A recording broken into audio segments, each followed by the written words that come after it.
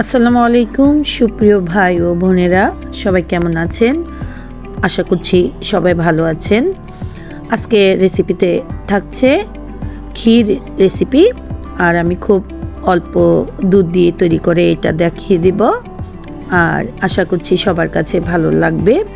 চলুন তাহলে আজকের এই রেসিপিটা তৈরি করতে আমার কি লাগছে। ক্ষীরটা তৈরি করে এক সপ্তাহ অবধি ভালো থাকবে, নর্মাল ফ্রিজে যদি রেখে দেওয়া যায়।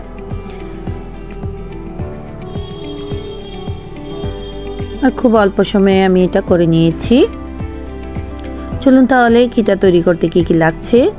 প্রথমে আমি দিয়ে দিচ্ছি এখানে 4 টেবিল চামচের মতো চিনি, সামান্য পরিমাণ একটু পানি। আমি এটাকে ক্যারামেল করে নিব। এভাবে যদি ক্যারামেল করে ক্ষীরটা তৈরি করা হয় তাহলে ক্ষীরের কালারটা অনেক সুন্দর আসে আর খেতেও অনেক ভালো লাগে। তো চেষ্টা করবেন এভাবে করার জন্য।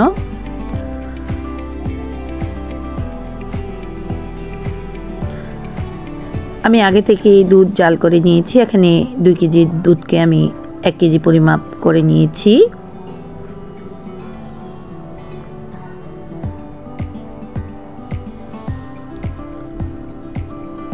আর ক্যারামেলটা যখন তৈরি করবেন অবশ্যই কাছ থেকে ক্যারামেলটা তৈরি করবেন। আস্তে আস্তে ক্যারামেলের কালারটা চলে আসছে। এই অবস্থায় চুলার আঁচটুকু মিডিয়ামে রাখবেন।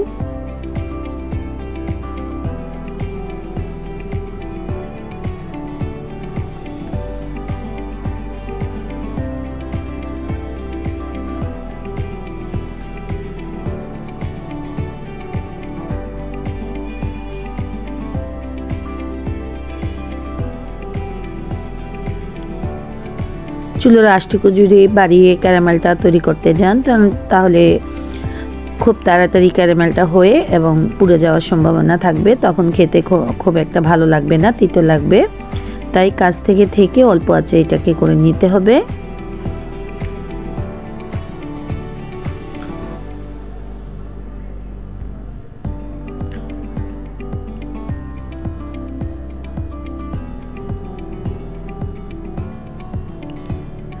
এই অবস্থায় আমি যে জাল করা দুধটুকু ছিল সেটি দিয়ে দিয়েছি।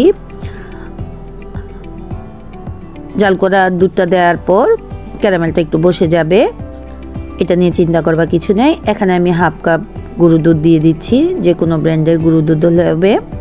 যখন চুলোতে এটা বসানো হবে, চুলো জ্বলাকালীন ক্যারামেলটা আস্তে আস্তে গলে যাবে, ওটা নিয়ে চিন্তা করবার কোনো কিছু নেই। একটু ক্যারামেলটা যখন থাকবে, দুধটুকু দেওয়ার পর একটু শক্ত হয়ে যাবে, তখন আবার আস্তে আস্তে এটা ঠিক হয়ে যাবে। এটা নিয়ে চিন্তা করার কোনো দরকার নেই। এখন গরুর দুধটুকু দিয়ে আমি আবারও ভালো করে এটাকে নেড়ে দিচ্ছি।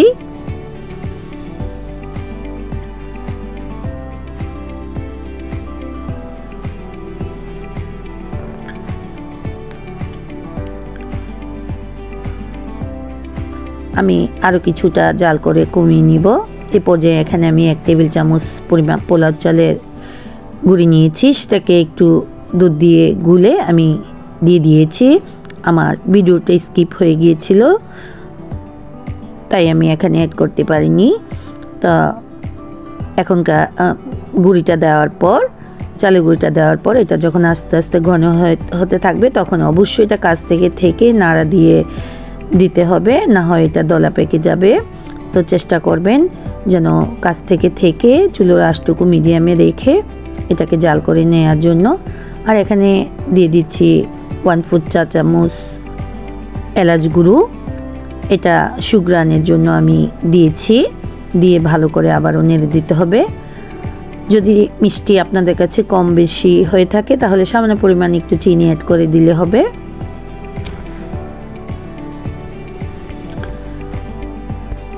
খুব ভালো করে এটাকে জাল করে নিব যতক্ষণ না একটু ঘন হয়ে আসছে।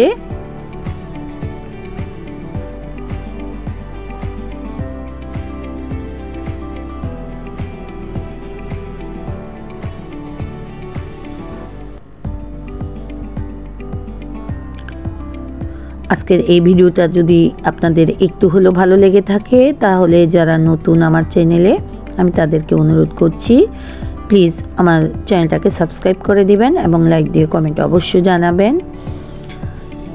আর ভিডিওটা যদি একটু হলেও ভালো লেগে থাকে তাহলে লাইক কমেন্ট শেয়ার করতে অবশ্যই ভুলবেন না। এটাকে আমি আর জাল করব না, কিছুক্ষণের মধ্যে আমি এটাকে নামিয়ে ফেলবো। এটা ঠান্ডা হওয়ার পর অনেকটাই ঘন হয়ে যাবে। আমি গরম গরম অবস্থায় একটি কাচের বাটিতে এটাকে নিয়ে নিচ্ছি সেট করবার জন্য।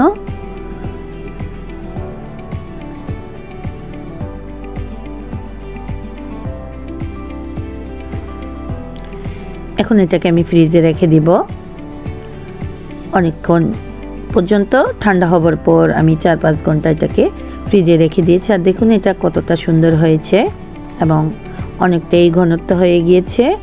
আজকের মতো আমি এখানে বিদায় নিচ্ছি। আল্লাহ হাফেজ।